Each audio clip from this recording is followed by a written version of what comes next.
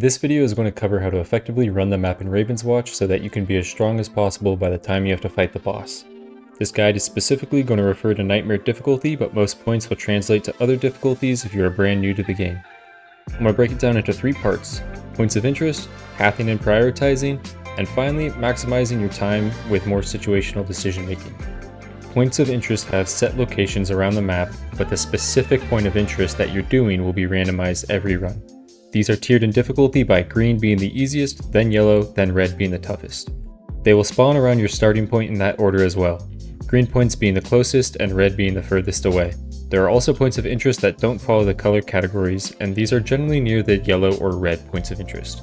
The first point of interest I want to talk about are the vision towers. There will be a green one and a yellow one on every map. Activating these towers reveals other points of interest on the map, green giving 4 points and yellow giving 6, but another important factor is that they give you a lot of experience. In Nightmare difficulty, the green tower gives 225 experience, which is a little more than half the experience it takes to get to level 2. Because of this, I recommend doing the green vision tower first or as early as possible if it is revealed at the start of your game. Next up are chests. Chests grant you magical objects, which are benefits separate from your talents. There are a variety of magical objects, but these can be things like more charges of an ability, more damage for an ability, healing at critical health, or higher crit chance after a dash. Green chest will generally give you common magical objects, yellow will tend to give you rare, and red tends to give epic. That's just a generalization. You can get any rarity of magical object from any chest, just not legendary or cursed magical objects. Large dream shard crystals give you dream shards, which is the currency in this game. You can use dream shards at the Sandman to upgrade your talents, buy dreams, or you can use dream shards at the wishing well.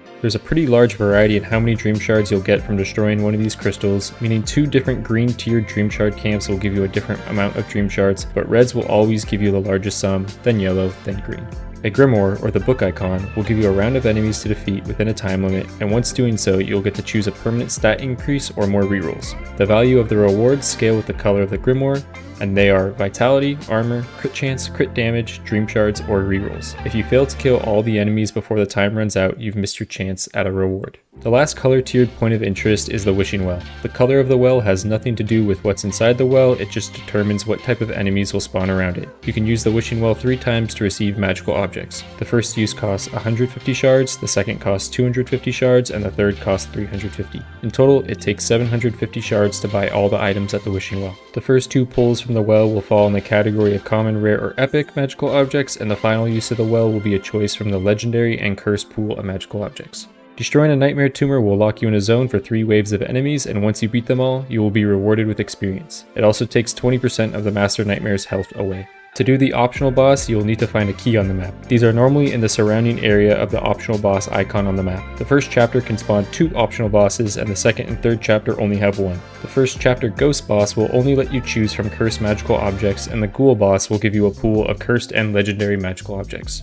The side quests in the first chapter will have you either collect wood, stone, or straw and bring it back to a pig and defend his home. You'll get experience for returning the materials to his home, and then more experience for defending the home, and will be rewarded with the choice of a legendary magical object. The wood and straw materials are to be collected at other points of interest, so they are a bit more time efficient, but I'll talk more about the side quests later in the video. The chapter 2 and 3 side quests just have you fight some enemies and then complete a boss fight to complete it. The Altar of Heroes lets you buy an extra Raven Feather for 100 Dream Shards, and you can dump more Dream Shards in this for extra experience. Only 1 feather per pool. Healing Fountains will increase your vitality by 10 and will fully heal you. Teleporters allow you to fast travel around the map while not in combat to other teleporters you have discovered.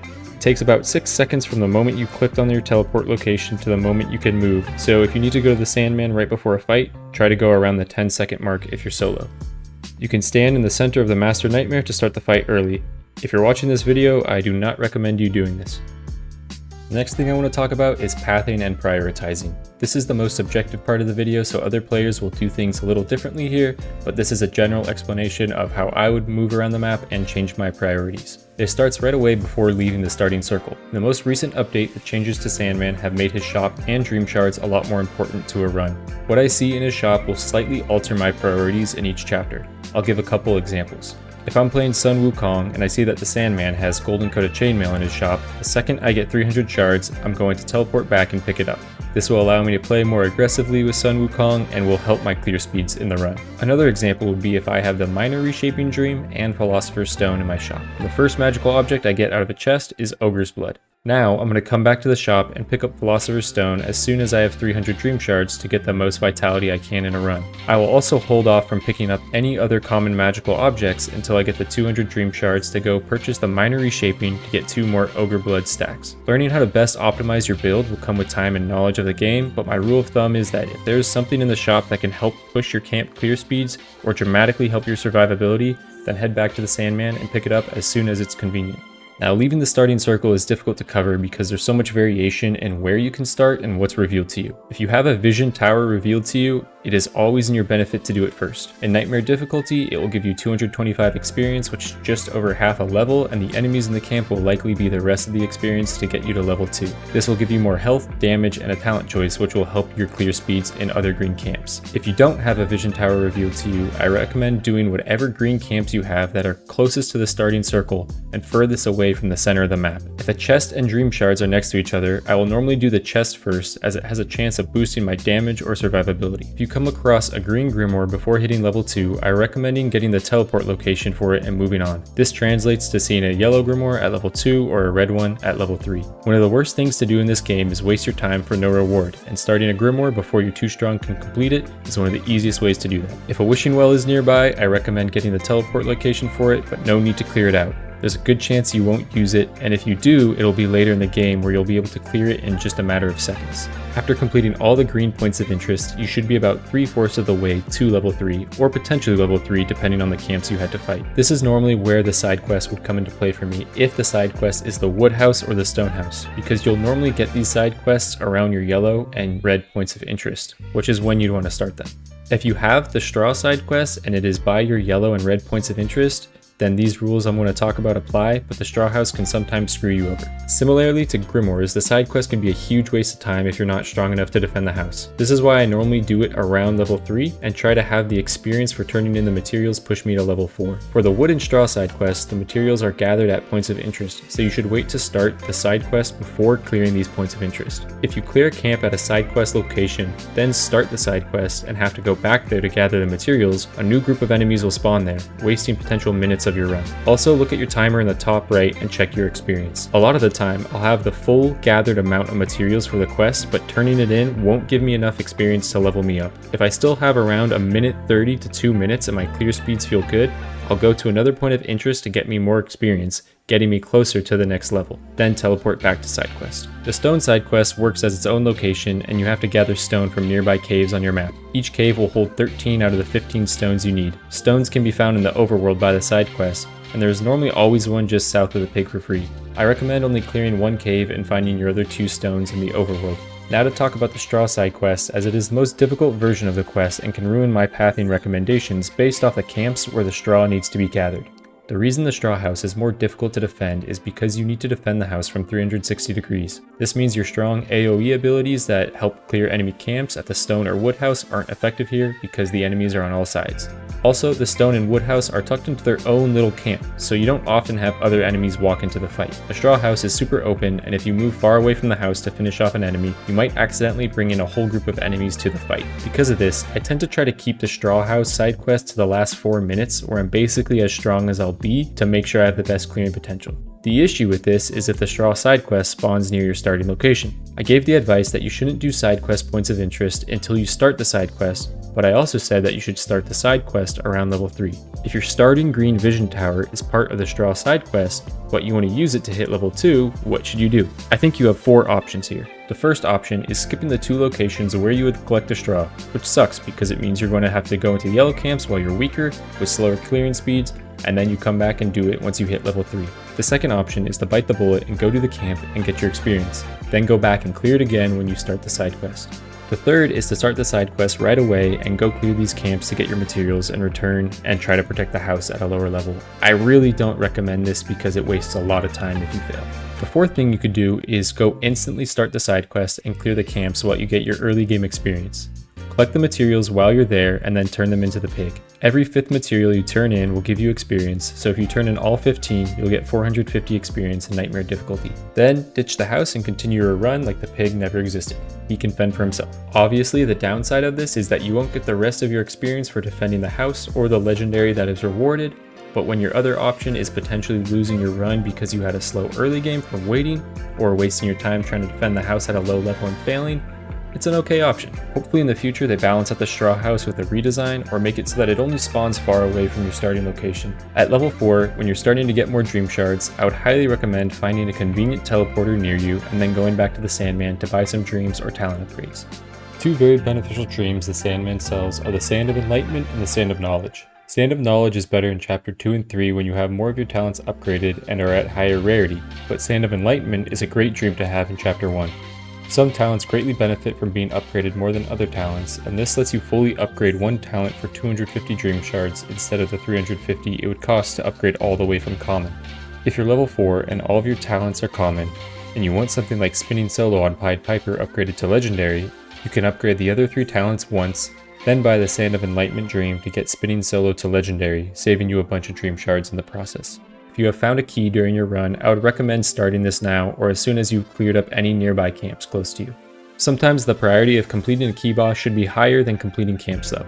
If you still have to clear 2 red dream shard camps and have a key, I would recommend doing the ghost key boss, as that one only gives you cursed items, and this would give you a good chance at getting Hope Diamond, which will be super beneficial before clearing out the dream shard camps. Or say you have 2 red chest camps. Maybe go do the Ghoul key boss that gives legendaries and curse items for a chance at Tommy Tobacco before opening your chests. I'll leave a video linked in the description from one of the Discord members talking about how to find the key in Ravenswatch.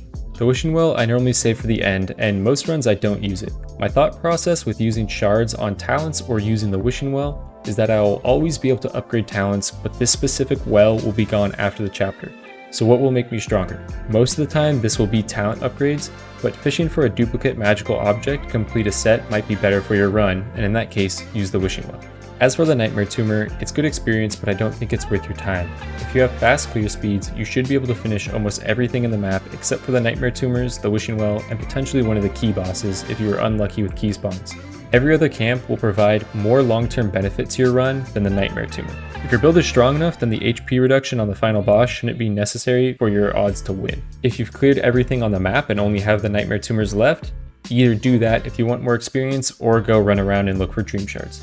The last thing pathing wise is healing fountains and dream shard crystals in the open. A lot of times you are able to sneak the health fountains or break dream shard crystals while not in combat, and I would say do this whenever possible. If you're super low health and have a healing fountain revealed to you on the map, I would recommend finding a teleporter near you, then going to clear out that healing fountain. If I try to sneak a healing fountain or crystals while not in combat, but then go into combat, I normally only stay there if there's 2 or 3 enemies. If you're starting to get a whole camp's worth of enemies just for a fountain or dream shard crystals, and you're near full health, then I'd move on. The exception for this for healing fountains is if you're going for an Ogre's Blood and Vitality build, and the exception for Dream Shards is if you have Hope Diamond, or if you are 1 crystal worth of shards off from buying an item you need in the shop. Lastly, I have a few decision-making tips to maximize your time. Almost never fight enemies that aren't in camps. I talked about exceptions with the fountains and the crystals, but you should try to avoid these fights most of the time. The only other times you should really fight enemies outside of camps are as if you need to pick up a key, or you're about to go in a camp and you have a bunch of healer cultists following you into the camp. They should be killed as to not make the camp take forever with all their heals. A tip to get around this though, depending on the size of the camp, is to run to the completely other side of it before fighting any of the enemies. If the healers travel far enough, then they will leash back to their location outside of the camp and you won't have to fight them. This also goes into my next point for Grimoires. Say you're level 4 and you just walked into the red Grimoire but have a group of enemies following you, but they won't leash.